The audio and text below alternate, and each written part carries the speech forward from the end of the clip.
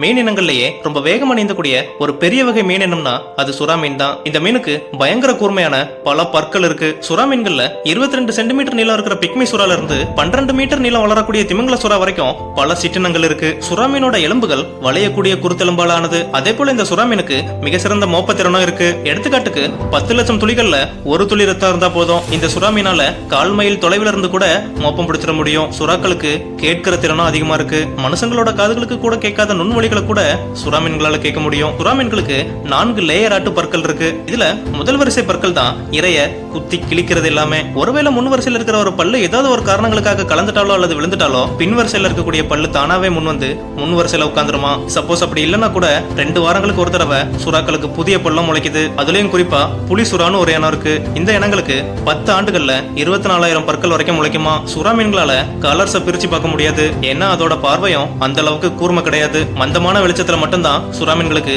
தெளிவான பார்வை இருக்கும். சுறா மீன்கள்ல மொத்தம் 440 வகை இருக்கு. இதுல இருக்கிற 30 வகைகள் மட்டும்தான் மனுஷங்களை தாக்குறது. இதுல இன்னொரு விஷயம் என்னன்னா சுறா குட்டிகளுக்கு பிறக்கும் போதே பற்கள் இருக்கும். பெரும்பாலான இனங்கள் 2 ஆண்டுகளுக்கு ஒரு தடவை 2 குட்டி போடும். இதுல சில வகை சுறாக்கள் 100 குட்டிகள் வரைக்கும் போடும். இந்த சுறா குட்டிகளை போட்டுட்டு அம்மா சுறா விட்டுட்டு போயிருமா. அதுக்கப்புறம் இந்த குட்டி சுறாக்கள் எல்லாமே தானா போய் இறைய தேடி பிடிச்சி சாப்பிட்டுக்கிடணும். இதுல சோகம் என்னன்னா இந்த மாதிரி தெரியற குட்டி சுறாக்களை அந்த வழியா வர்ற பெரிய சுறாக்கள் பார்த்துச்சுன்னா இதை சாப்பிட்டுருமா. ஆனா தாய் சுறா தன்னோட குட்டிகளையே சாப்பிடாது. அதே மாதிரி சுறா மீன்களுக்கு இயல்புலயே ஒரு பண்பும் இருக்கு. அது என்னன்னா இந்த மாதிரியான சுறாக்கள் மாச கணக்குல பட்டினி கிடக்கும். ஆனாலும் இதுக்கு உடம்பு ஒல்லி ஆகாது. ஏன்னா இதோட ஈரல்ல சேமித்து வைக்கப்பட்டுள்ள கொழுப்பும் எண்ணெயும் இதுகளை பாதுகாக்கும். வேல்னு சொல்லப்படுற சுறா 15 மீட்டர் நீளம் வரைக்கும் வளரும். அதே போல டுவாப் அப்படின்னு சொல்லிட்டு ஒரு சுறா இனம் இருக்கு. இதோட நீளம் 5 இன்ச்சு தான். உலக மொத்தத்துல உள்ள கணக்கெடுப்பின்படி ஒரு வருஷத்துக்கு 100 மில்லியன் டன் எடையுள்ள மீன்களை பிடிக்கிறாங்க. இப்படி அளவுக்கு அதிகமா கடல்வாழ் மீன்களை பிடிக்கிறது போலவே சுறா மீன்களையும் அதிக அளவுல பிடிக்கிறாங்க. அப்படி வருஷத்துக்கு 40 மில்லியன் சுறா மீன்களை மீனவர்கள் பிடிக்கிறாங்க. அதே போல இன்னொரு விஷயம் என்னன்னா சுறாவோட பற்கள் மற்ற விலங்குகளுக்கு இருக்கிறது போல தாடையோட ஒட்டி இருக்காது. சுறாக்களுக்கு மட்டும் ஈர்கள் மாதிரி ஒரு அமைப்பு இருக்கும். அதுலதான் அந்த பற்கள் பொதிஞ்சிருக்கும். சுறாக்களுக்கு பற்கள் மீண்டும் மீண்டும் வளர்ந்துட்டே இருக்கும். ஆனா அது வாழ்நாள் முழுவதும் வளரும். ஒரு சில வகை சுறாக்கள் தன்னோட வாழ்நாள்ல இழக்கிறது மட்டுமே 30,000க்கு மேற்பட்ட பற்கள். சில வகை சுறாக்களுக்கு ஒரு பல் விழுந்தா பின் வரிசையில் இருக்கிற பற்கள் முன்னோக்கி நகர்ந்து முன்னாடி அந்த இடத்தை ஃபில் பண்ணிரும். ஆனா குக்கி கட்டர் அப்படின்னு சொல்லிட்டு ஒரு சுறா இருக்கு. இந்த இனங்கள்ல மட்டும் ஒரே ஒரு பல் விழுந்தாலும் போதும் மொத்த பல் வரிசையும் மாத்தப்பட்டுருமா. சுறா மீன்களின் பற்களோட வடிவமானது அதோட உணவு பழக்கத்தை பொறுத்து மாறுது. பொதுவா இந்த நண்டு இறால் போன்ற உயிரிகளை உணவாக உட்கொள்ளும் சுறாக்களின் பற்களானது அதை நசுக்கிற அளவுக்கு தட்டையாவும் நெருக்கமாவும் இருக்கும். மீன்களை உணவா உட்கொள்ற சுறாக்களின் பற்களானது ஊசியோட முனை போல இருக்கும். சுறா மீன்களோட எலும்பு கூட மற்ற எலும்புகளுடைய மீன்கள் மற்றும் நிலவாழ் முதுகெலும்பு உயிரினங்களின் எலும்புகள் இருந்து ரொம்ப வித்தியாசமா இருக்கும். சுறா மீன்களுக்கு மார்பு எலும்பு கூடன்னு ஒண்ணு கிடையாது. சுறா மீன்களுக்கு 8 துடுப்புகள் இருக்கு. இந்த சுறா மீன்களோட துடுப்புகளை கொண்டு தயாரிக்கப்படும் ஒரு வகை சூப்புக்கு சீனால பெரும் கிராக்கி இருக்கு. சீனால சுறா மீன்களை என்ன பண்றாங்கன்னா சுறா மீன்களை அதோட துடுப்புகளுக்காகவே பிடிச்சி துடுப்புகளை மட்டும் வெட்டி எடுத்துட்டு மீதமுள்ள சுறாக்களின் உடலை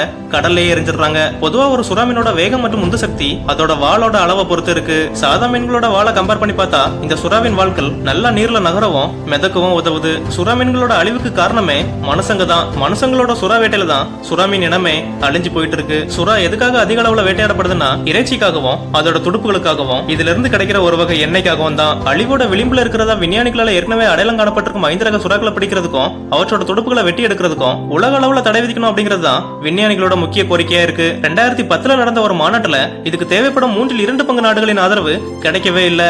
ஆனா இனிமே இந்த உலக நாடுகள் முழுவதும் இந்த நடவடிக்கைக்கு ஆதரவு அளிக்கும்னு விஞ்ஞானிகளும் சுற்றுச்சூழல் ஆர்வலர்களும் நம்பிக்கையோட இருக்காங்க. இந்த விஞ்ஞானிகள் தான் ஒரு அறிக்கையில என்ன சொல்லிருக்காங்கன்னா ஆண்டு ஒன்றுக்கு உலக அளவுல குறைந்தது 10 கோடி சுறா மீன்கள் கொல்லப்படுவதா கணக்கிட்டு இருக்காங்க. ஆனா இதை ஈடுகட்டுற அளவுக்கு வருஷத்துக்கு 10 கோடி சுறாக்கள் புதிதா உற்பத்தி ஆவது கிடையாதுன்னு சுட்டி காட்டியிருந்தாங்க. அமெரிக்காவோட ஸ்டோனி புரூக் பல்கலைக்கழகத்தை சேர்ந்த முனைவர் டேமியன் சேப்மன் என்ன சொல்றாருன்னா சுறா வேட்டை இதே மாதிரியே தான் தொடர்ந்து நடந்துச்சுன்னா சுறான்னு ஒரு மீனினமே எதிர்காலத்துல இல்லாம போயிடும் சொல்றாரு. குறிப்பா சுறாக்கள்ல இருக்கக்கூடிய ஒரு சில குறிப்பிட்ட ரகங்களை குறிவைத்து வேட்டையாடுவதை சுட்டிக்காட்டி சில குறிப்பிட்ட வகை சுறா இனங்கள் ஏற்கனவே அழிவோட விளிம்புல இருக்கிறத தாங்கள் கண்டறிஞ்சிருப்பதாகவும் சொல்லியிருக்காரு. இந்த உலகத்துல உள்ள முதலாவது சுறா புகலிடம் பால் தீவிற்கு பக்கத்துல இருக்கிற கடல் பகுதியில 2010 ஆரம்பிக்கப்பட்டிருந்துச்சு. இதை தொடர்ந்து மாலத்தீவும் சுறாக்களுக்கு புகலிடத்தை வழங்குவதில் அக்கறை காட்டுச்சு. ஆக்சுவலா சுறா புகலிடம்னா என்னன்னா சுறாக்களை வேட்டையாடுறது இந்த மாதிரியான செயல்கள் முற்றிலும் தடை செய்யப்பட்ட பிரதேசங்கள் தான். இந்த உலகத்தோட முதலாவது சுறா புகலிடம் பால் தீவு தான். இந்த தீவு 6 லட்சம் சதுர கிலோமீட்டர் அளவிற்கு பறந்து விரிஞ்சிருக்கு. இது மட்டும் இல்லாம மாலத்தீவு, பகாமஸ் இந்த மாதிரியான இடங்கள்லயும் சுறா புகலிட பிரதேசங்கள்